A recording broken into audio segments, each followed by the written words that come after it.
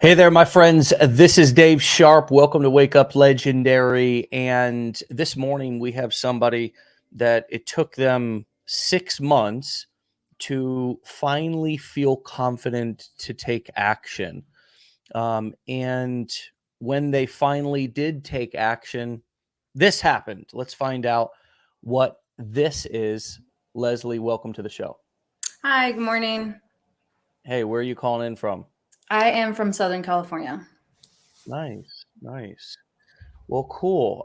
What brings you, a young, intelligent person who has the world at your fingertips there, both offline but also anything that you could do online? Mhm. What brought you to Legendary? What were you looking for? And tell us if you found it.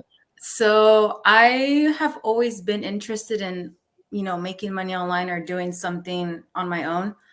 Um, so I tried different things, and then, like everybody else, I found Legendary on TikTok, and it was back in August. I was really interested in it, and I was watching some other videos and just kind of, checking out if it was real or not.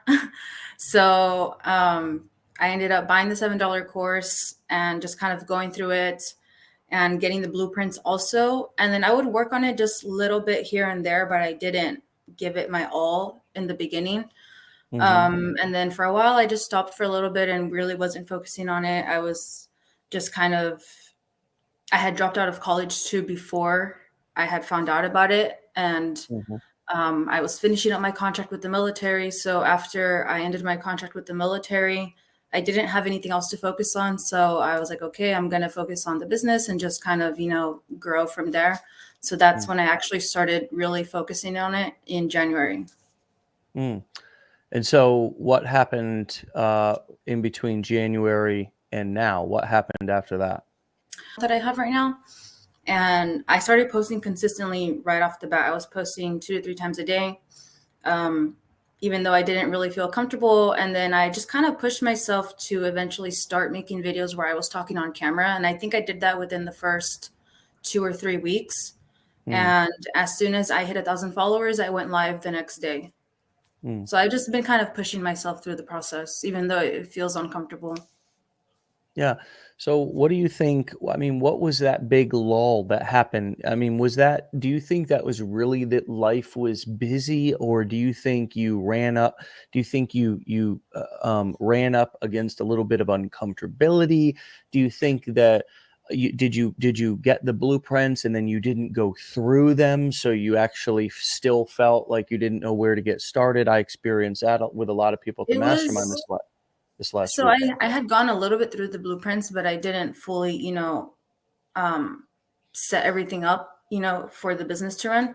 It was just Yeah. more like something new, not Yeah. wanting to fail, and then just, doubting. And then Yeah. also I didn't tell anybody that I was doing this, so I didn't really have anybody supporting me. So it's just me that I had to, push myself. Okay. So what has changed? I mean, is it's obviously that you started taking some action and you really kind of, you mentioned that. But Mhm. what has changed? I mean, what do you think has thrown you into this state of taking action and now getting results? I think just focusing on what my end goals are. So like why is it that I'm doing this? It's not just for the money, it's to live the lifestyle that I want to live. And help anybody in the process that wants to either start their online business or just, get started with something with, even if that's to improve their confidence or try something new. And what do you think was standing like was it if we were to try to be more descriptive with what was you feel was really at the root cause of, you getting started and then kind of stopping or drifting away for a little while. Um, do you believe it was really all mostly up here? Was it mental? Was it emotional? I mean, more that it was your capabilities, right? Yeah, it wasn't my capabilities because I knew I could do it. It was just me just kind of like doubting myself and having to put myself in a position where I have to fail and where I have to step out of my comfort zone and Mm. try new things. Yeah, and I mean, define fail. What does fail even mean? I mean, you basically put yourself in a position to where you could succeed. I mean, because Yeah. So, there's like, gonna be many bumps along the road, but I mean, we throw failure around like it's a loose word, but I mean, when do you ever really fail? You know, when you quit. But how do you I we're think for afraid of me, failure, but like, is it a fake fear? yeah, it was just kind of a learning process. So I think what I mean by failure is, not succeeding at it in the first place, but just kind of learning from that process. Yeah. Yeah. Yeah, it's scary. I mean, anytime we do something new, whether it's a job or a business, a relationship, but for some reason, starting a business and coming online has a different set of overwhelming things that come along with it. When you get into a brand new relationship with a new person, it's not, surely there's a lot of distractions and so forth out there, but really the challenges are more just with that one direct person, right? It's like, oh, how do we coexist together? How do we maybe live together? What When I came online, I didn't just have, there was now all a bunch of things that I started to see. And so I had, things coming from lots of different people. And I had to learn how to cut off those distractions and really focus. And I had to define what focus actually meant to me. How have you dealt with all of the many distractions? Do you try to juggle lots of different things with lots of people, or do you really keep your inbox clean? Are you really trying to focus on, creating content versus consuming content? Basically, how do you not get sucked in to the distraction monster? So in the beginning, I would get distracted, but I've gotten better at just keeping track of what it is that I want to take care of. So to-do lists have been really helpful and just writing everything down. And if I do get distracted, which I do sometimes, it happens. Um, as soon as I realize it, okay, I get back to what it is that I'm doing and just kind of bring my focus back to the important part, like what it is that I need to focus on and why I'm doing it. Yeah. And the distraction can be big, right? It can be like, it can be, oh my gosh, every day I log on to my email, it's the first thing that I check when I log on, and I spend 45 minutes chasing rabbit holes of other people's marketing agendas. That can be one way that I get distracted. So for me personally, I keep my inbox really, really clean. I don't just have, and this is just something that I wouldn't expect everybody here to, it wasn't like that at first. I was subscribed to 50,000 different email lists. But for me, I had to really think about, well, if I'm getting up and spending 30 to 45 minutes just simply checking my email and seeing what everybody else is doing, and then I get sucked into maybe something that they're doing, I just lost a lot of early day, precious morning time. So, how do you manage your time? I mean, how do you, what does a day look like for you, and how do you fit in little pieces of recording content or things that you need to do? So when it comes to recording content, I will batch create content. Um, and so recently I posted a video and it's been performing pretty well. I'm getting a lot of comments on it. So I took all those comments, made video responses, and I have them all drafted. So I have all that ready to go. So that Oh, helps. thank um, God. so yeah, I just batch create content. I'll try to do at least 20 videos when I'm batch creating in like one session or one day, and Wow. I'll just have that ready to go. That's a lot. I mean, and I would assume that if you're batch creating even in one day, 20 pieces of content, you don't have a whole lot of time to re-record every single video 50 times. How did you Were you ever that person who was like, "Oh, that's not good enough. I need to re-record that 20,000 times." And do you still do that, or how did you stop doing that? So now, if if I re-record something, it's because I said a word wrong or there's some weird noise in the background. So probably like the most that I'll re-record something is maybe 3 times at most, which isn't too bad compared to in the I don't beginning know. where it would take But me that a can very, still very long. add up. That can still add up if you're doing Yeah, 20 videos. But anyways, you went from a lot more to 3 and now you're yeah, working on less, it's either between 0 or 3 is what you're saying. yes. But you're not gonna stick around on one piece of content or one section of one piece of content for too long. Yeah, because I would do that in the beginning and just kind of get in my head, but in the end of it, the more time you spend on something, like it doesn't really matter. Just put it out there and let people, watch it. And if they like it, they like it. If they don't, they don't. Yeah, I mean, there's an element of being strategic and there's an element with advertising, any advertising. It's not just posting videos on TikTok. It's even the the biggest marketing firms in the world. There's all an element of luck.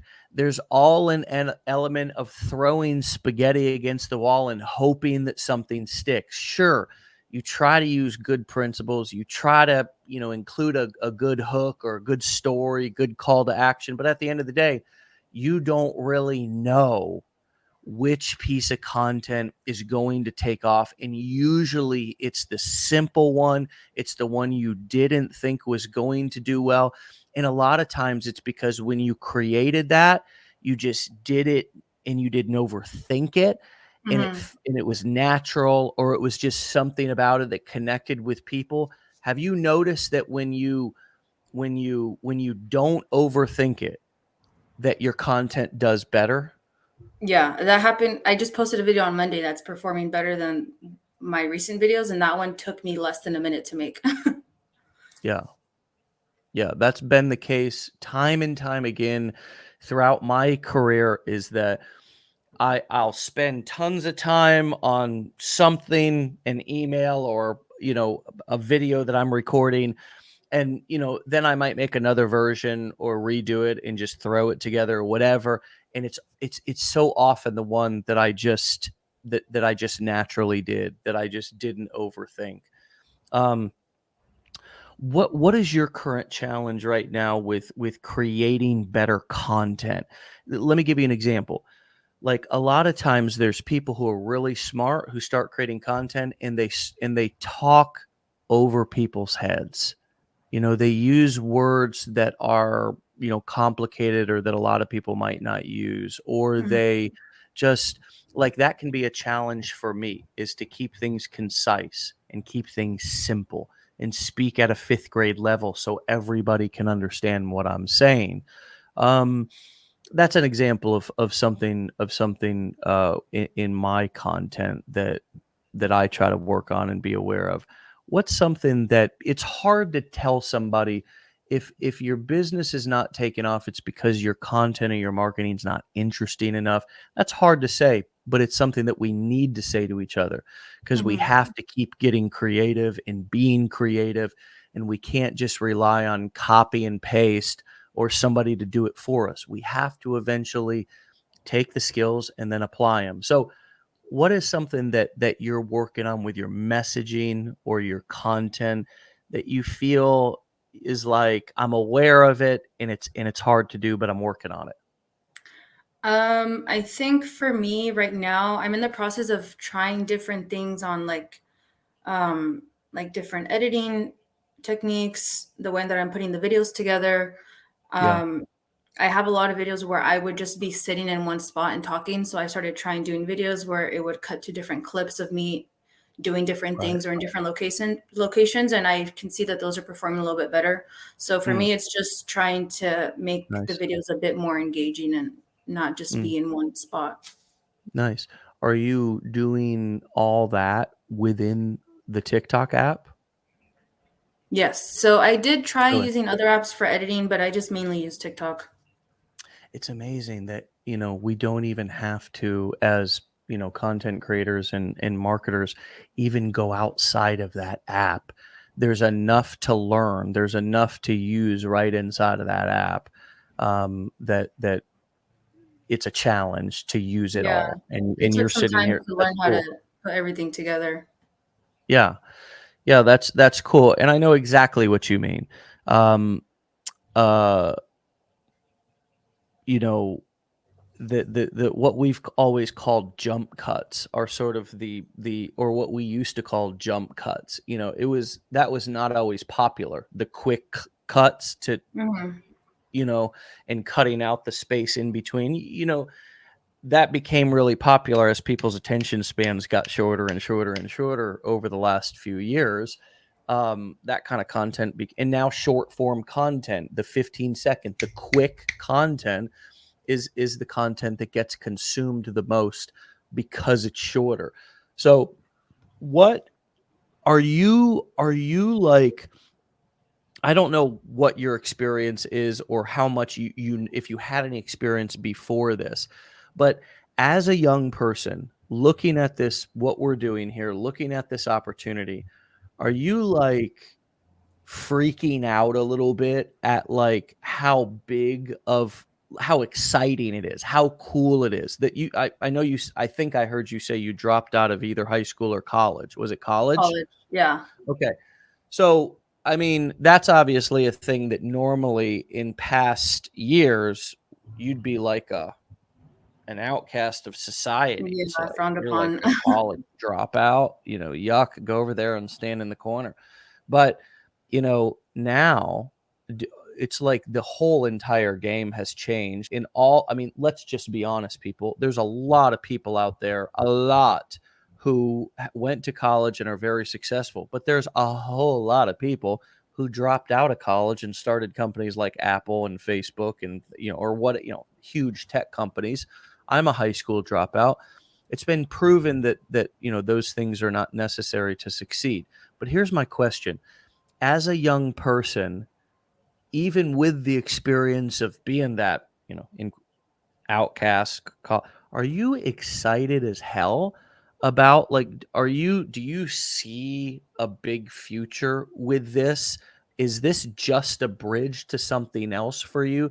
Can you can you share with us what do you see? So yes, I am. When I first started getting into this, it was just more to like make some extra money. But then the more I got into it, I was like, okay, like I can actually do something with this. And so yeah, I get very excited because I know what I'm capable of, and I know what kind of life I can create myself by doing this.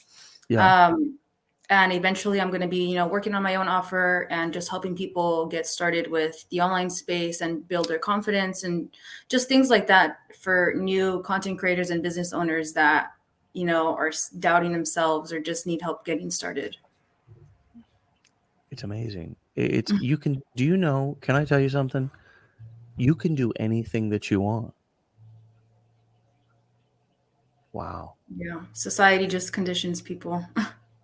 I mean, the you can literally do anything. And I believe that over the next few years, this style of business, of commerce, of our economy as a whole is moving more towards this one to one, moving back to like a mom and pop, but it's not it's just person to person, like what we're doing and what we're teaching, whether it be an affiliate directing somebody the way that we teach, or whether it be like you just mentioned, somebody wanting to learn something and seeking out somebody that they relate to on social media online. Yeah, I think also because not a lot of people can just sit in a lecture and learn that way. Some people need that one-on-one mentorship and coaching. That's me. I can't sit and learn or teach myself. I need help. I need like step-by-step training just because it takes me a little bit longer to retain information.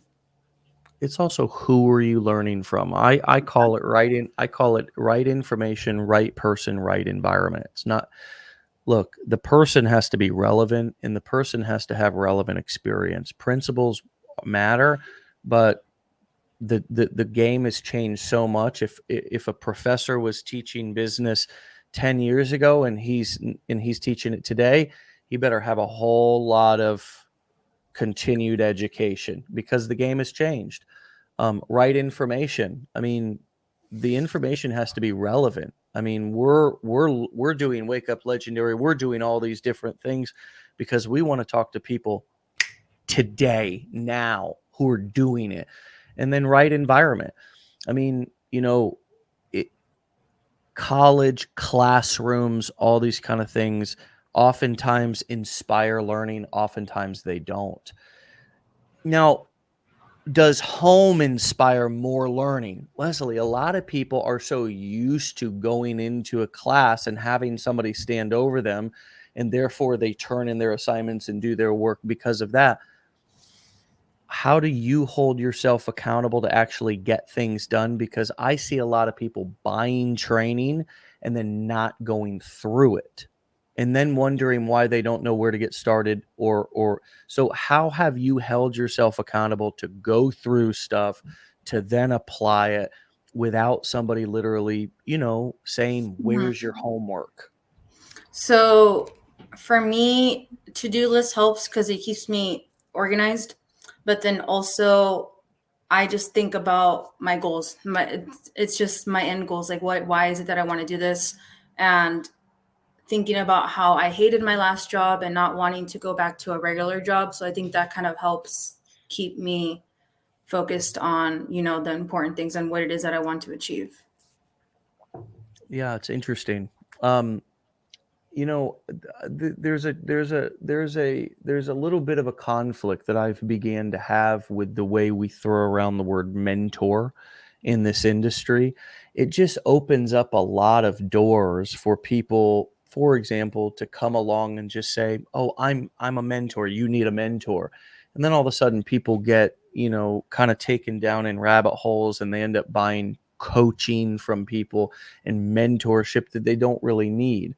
And what I find is a lot of people, like, for example, Leslie, we literally just had a mastermind in Orlando, and there was 50 people. It was between 50-ish people sitting in the room, and everybody who said, "I don't know where to start," or "I don't know what to do," they had just simply not gone through the training.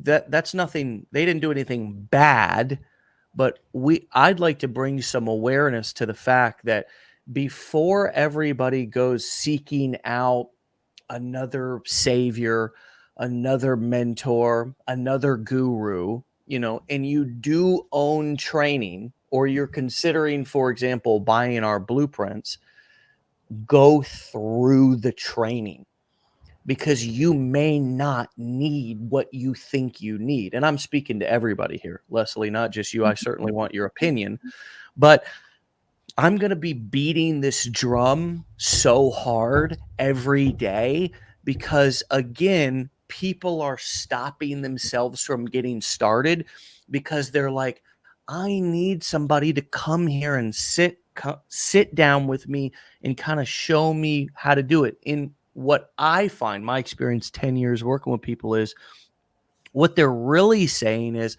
"I want somebody to come and stand over me and point and tell me exactly what to do so I don't have to do any critical thinking, or I want somebody to do it for me."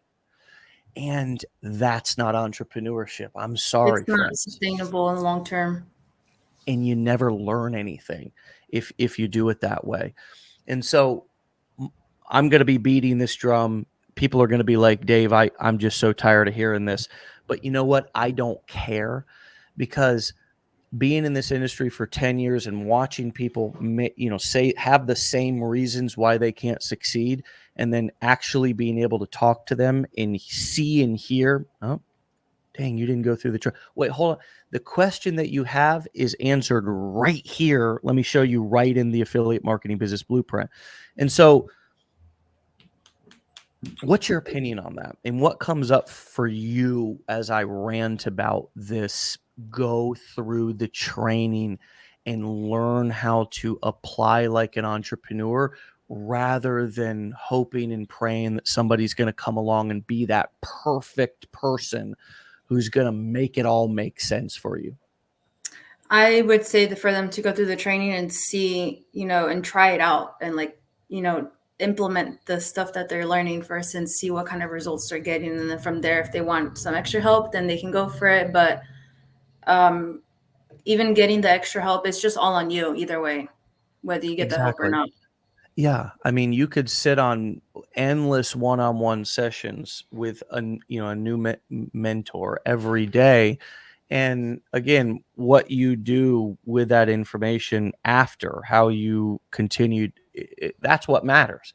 That's what matters. It's kind of like I went to physical therapy yesterday, and you know, I've got another appointment next week, but you know what? Um, I previously had my last appointment over a month ago, and I didn't do anything the last month.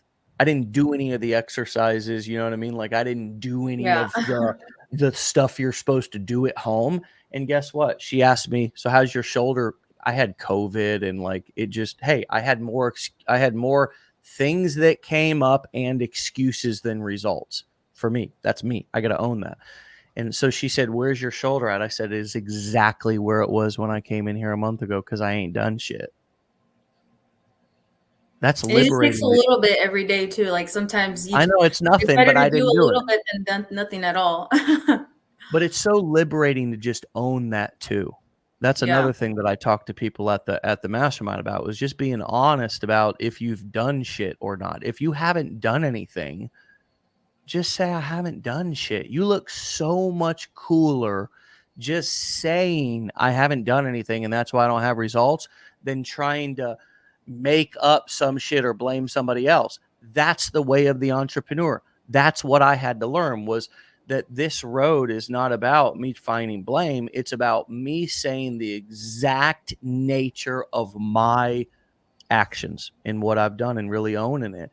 It's like radical honesty and kind of self-responsibility, because why? Well, because when I had a job, I always complained about somebody else being in control of my life. So now that I have it, I can't complain about it, right, Leslie? Yeah, it's different. The last job that I was working, I was a supervisor at a warehouse. So I had a boss working above me and then I had employees working under me. So I was kind of in the middle. But that was a very stressful job for me to have. So then now me just coming out here and just, not having to deal with anybody working under me or working above me, it's very different. And that is why you have to hold yourself accountable. There's not going to be anybody there telling you what to do.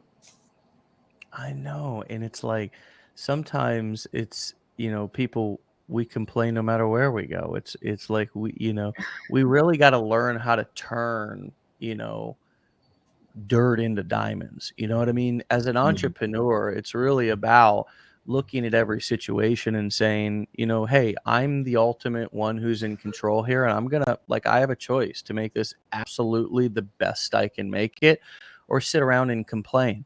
And that's usually what people do at jobs they hate. They stand around and they complain. So make sure, everyone, that we don't treat our business like we did our job. You know what I mean? And that's one of the reasons why I always tell people, if you do still have a job, work that job like it's your business. Because how you do one thing is how you do everything. Cont- Work it hard until you get to leave it. It sounds like you've left or you quit your job and you're doing this full time now. Um, I quit my job before I found out about Legendary because I just Oh, I could not take it okay. anymore. So I quit I my got job you. before. But I was still getting income from the military, so that kind of helps me out a bit. Yeah. And right now I just kind of help my dad out at his shop here and there. So that's just Yeah. a little bit extra income that I get. But yeah, I'm not working a regular job at the moment. What kind of shop does your dad have? He has a CNC machine shop. Nice. I was gonna guess some sort of a, like, maybe like a hot rod or motorcycle. I'm thinking out, South Southern California out there. Yeah.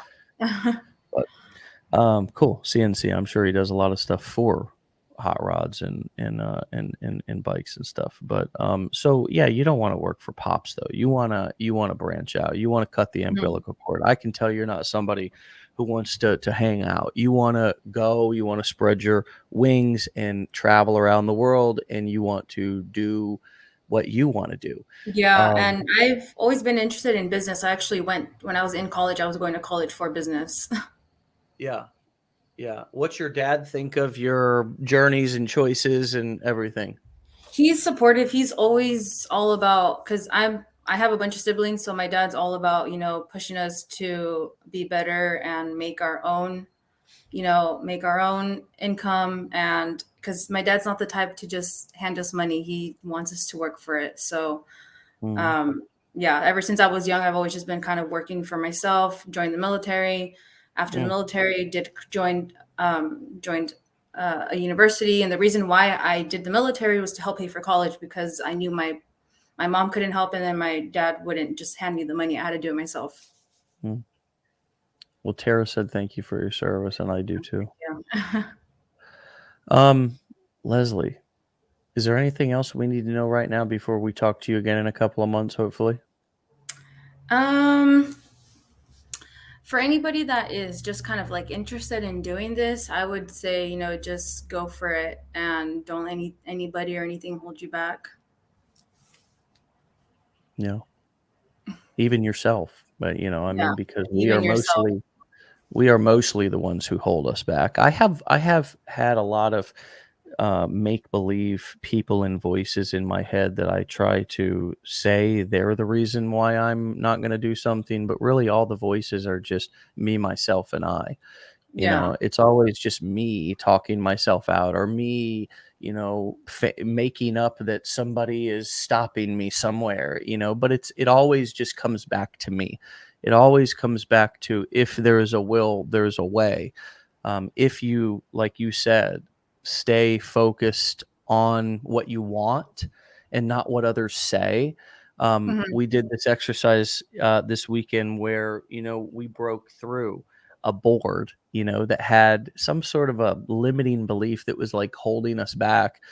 And on the other side of the board was what we wanted, you know? And it's kind of like, if everything that you want is on the other side of something somewhat difficult, are you not going to? I'm going through that thing head first. You know what I mean? Yeah.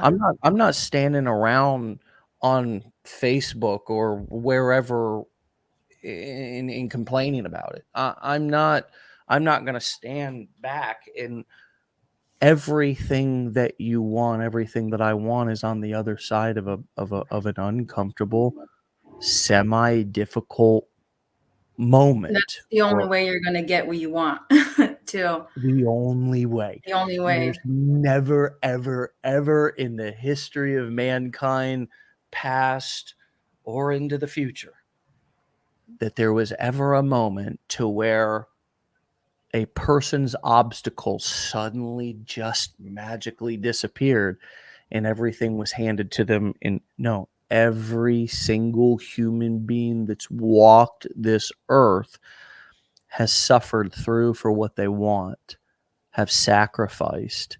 Sometimes it takes longer, sometimes shorter, but every person has had their own journey and had to walk it. And hey, you know what? I love watching people walk their journey in glory and with courage and with creativity. And that's what I see you doing. So keep up the good work. Okay, thank you. All right.